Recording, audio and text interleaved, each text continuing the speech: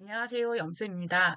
학생들을 앞에 두고 수업만 하다 이렇게 유튜브를 통해 영상으로 수업을 진행하다 보니 수업 내용이 너무 장황하게 설명이 되는 부분이 있어 편집에 편집을 거듭하면서 최대한 10분 안으로 제작될 수 있도록 노력하고 있습니다.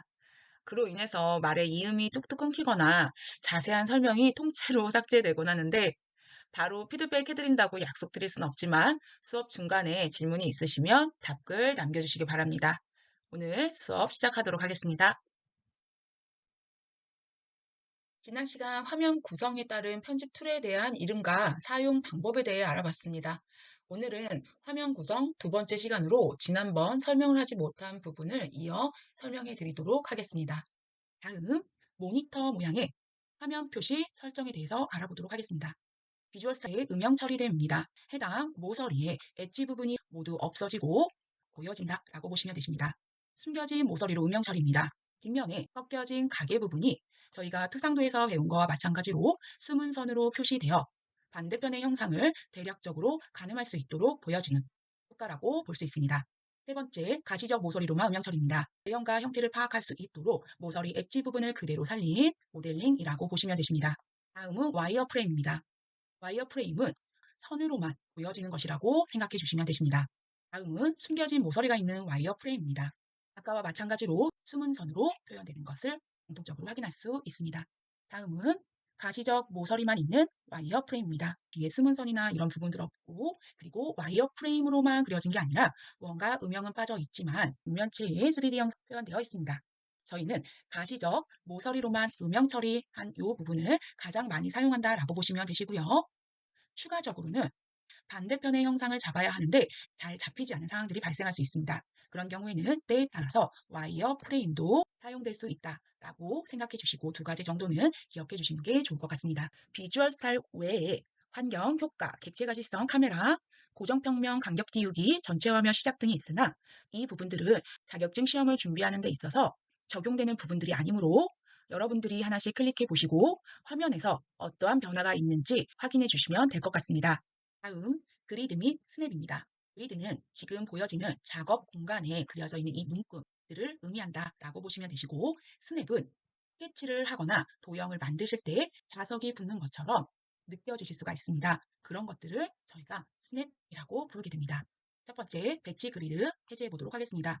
했더니 방금 전에 말씀드린 것과 같이 그리드로 모는 종이화 되어 있었던 바닥면이 흰 종이와 같이 변경되는 것을 확인하실 수가 있을 겁니다. 다음은 배치 그리드 잠금입니다. 배치 그리드 잠금은 현재 이 상태에서 그리드를 잠그고 변경하지 않겠다라는 의미로 받아들이시면 될 것 같습니다. 다음은 그리드로 스냅입니다. 마우스를 이동하게 되면 그리드의 교차점에 마우스가 자석처럼 따닥 하고 붙는 것을 확인하실 수 있으실 겁니다. 스냅을 이용하여 스케치를 그리게 되면 설정값에 따라 치수가 5, 10, 15, 20, 5의 배수로 증분되어 스케치가 그려지는 것을 확인하실 수가 있습니다. 그러나 내가 지금 이런 5로 떨어지는 치수가 아닌 21, 22 등의 치수로 그리고 싶다라고 하실 경우에는 그리드로 스냅을 체크 해제하신 후 자유롭게 스케치들을 그릴 수 있게 되는 겁니다. 옆에 있는 스케치와 다른 점은 그리드 위에 스케치가 그려져 있는 것이냐, 그리드를 상관없이 자유롭게 그려져 있는 것이냐, 이런 차이라고 볼 수 있습니다. 다음은 그리드 설정입니다. 가변, 고정, 장축 그라인드 간격, 단축 세분화 등이 나와 있습니다. 가변이라 하는 현재 지금 제시되어 있는 해당 원점으로부터 표시되어 있는 25, 50, 25의 간격을 그대로 사용을 하겠다라는 의미로 받아들이시면 되시고요. 고정 같은 경우에는 간격들을 저희가 조정할 수 있는 것이라고 보시면 되십니다. 화면에 보시면 회색으로 눈금 모양이 표시되어 있는데 이 눈금들이 두꺼운 눈금의 선과 상대적으로 얇은 눈금의 선으로 구성되어 있는 것을 확인하실 수가 있습니다. 이 굵은 선이 25가 아닌 다른 수치로 보고 싶다라고 한다면 이 장축 그리드의 간격을 수정해 주시면 되십니다. 권장할 수 있는 수치는 지금처럼 100과 10이라는 거 기억해 주시면 될 것 같습니다. 증분 이동입니다. 증분 이동은 설정 값을 이용하는 것이라고 보시면 되십니다. 그러면 증분 설정 값을 어떤 식으로 이용해서 적용되는지 한번 보도록 하겠습니다. 증분 설정 클릭하시면 가변과 고정 두 가지로 나눠져 있으며 가변 같은 경우에는 선형 증분 기본값인 5mm와 회전 증분 각도인 5도 기본 세팅 값으로 되어 있습니다. 여기서 선형 증분이 5mm와 회전 증분 각도 5도를 사용하지 않고 다른 선형의 치수와 회전 각도를 사용하고 싶다라고 하실 경우에는 고정해서 이 수치를 변경해 주시면 되시는 겁니다. 그러면 우선 가변을 체크하고 어떤 식으로 적용되는지 확인해 보도록 하겠습니다. 이 스케치를 3D 객체로 변환하기 위해 돌출이라는 명령을 적용했습니다. 스케치 정중앙에 파란색 화살표가 나오며 화살표를 클릭하고 위쪽으로 잡아당겼을 경우 높이 값이 20에서 25, 25에서 30 등 5mm로 증분되는 것을 확인하실 수 있게 되는 겁니다. 이번에는 증분 설정을 고정값으로 맞추고 선형 증분을 10으로 바꿔보도록 하겠습니다. 돌출이라는 명령을 주시고 가운데 있는 파란색 화살표를 위쪽으로 당겼을 때 자석처럼 따닥 하며 스톱되는 위치가 40에서 30으로 30에서 20으로 10만큼씩 증분되거나 축소되는 것을 확인하실 수 있는 겁니다. 기본 세팅 값들은 변경하지 마시고 그대로 사용하기를 추천드리고 있습니다. 다음은 뷰 포트입니다.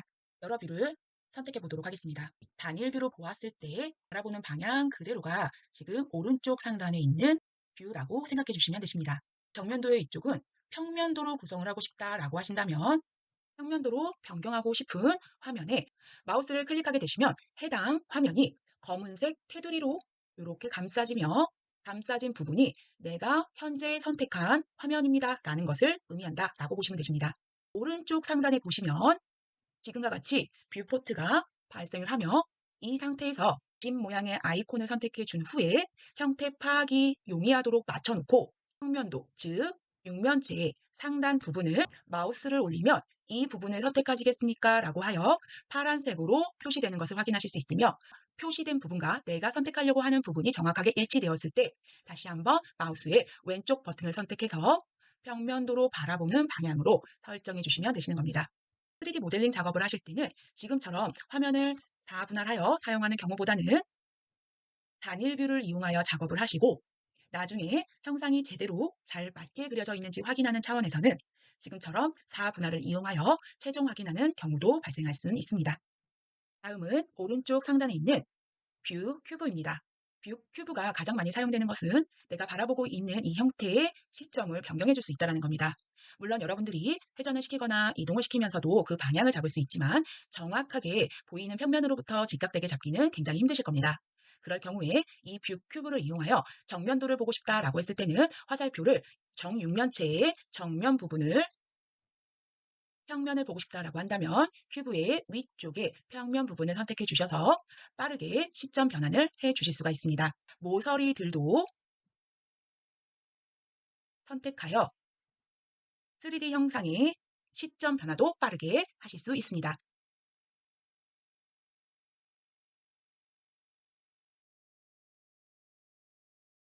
프로필을 다시 선택하신 후 기본 설정으로 들어가신 후에 이 밑에 있는 디자인 부분에서의 단위를 확인하실 수 있습니다. 예를 들어 밀리미터 단위가 아닌 인치의 단위로 설계를 해야 된다라고 한다면 나와 있는 기본 단위 중에 인치를 선택하셔서 적용하실 수도 있습니다. 그리고 단위를 설정함에 있어서 소수점 몇째 자리까지 표현을 할 것인지도 같이 지정을 해주셔야 됩니다. 만약에 나는 소수점 두 번째 자리까지 설정을 하겠다라고 하신다면 단위 및 값 표시가 있으며 해당 카테고리 안에 일반 정밀도와 각도 정밀도 안에서 소수점 자릿수를 지정하실 수 있습니다. 제가 지정한 자릿수는 선형 실수일 경우에는 소수점 세 번째 자리까지 표현을 하겠다라는 의미로 받아들이시면 되시고 각도의 정밀도 같은 경우에는 소수점 첫 번째 자리까지 표현하겠다라고 이해해 주시면 되십니다.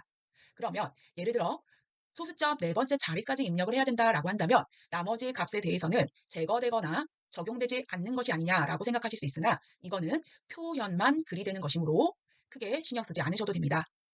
그리고 밑으로 내려오시면 후행, 영 숨기기라는 부분이 있습니다. 그 밑에 후행 0을 숨길 때 최소 정밀도라는 것이 소수 몇째 자리까지 표현되어 있는지 한번 확인하신 후에 이 부분이 어떤 식으로 보여지는지도 같이 한번 확인하고 넘어가도록 하겠습니다.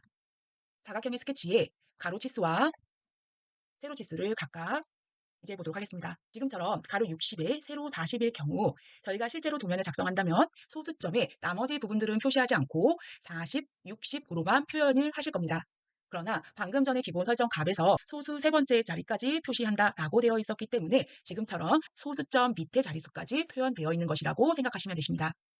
프로필을 다시 선택하신 후 기본 설정으로 들어가신 후에 후행 0 숨기기라는 부분 체크해 주시고 최소 정밀도를 정수인 단계인 4로 설정해 주신 후 확인 누르고 빠져나오도록 하겠습니다. 소수점 자릿수는 없이 정수의 값만으로 표시되는 것을 확인할 수 있습니다. 여기서 여러분들은 소수점 자리가 있는 치수 같은 경우에는 그때도 소수점이 완전히 제거되어 표시되는지 궁금하실 수 있습니다. 치수를 변경해 보도록 하겠습니다. 60.5로 스케치를 조금 늘려보도록 하겠습니다. 필요 없는 0의 숫자만 제거되고 실제로 0이 아닌 소수점 자릿수는 지금처럼 정상적으로 보여지는 것을 확인할 수 있습니다. 기본 설정에 단위 및 값 표시에서 후행 숨기기에 체크하신 후 후행 0을 숨길 때 최소 정밀도를 정수에 맞춰주시면 된다는 거 꼭 좀 기억해 주시면 될 것 같습니다. 고양이님이 무슨 일을 하는지 궁금하신 분은 옆에 다른 영상을 클릭해 주세요.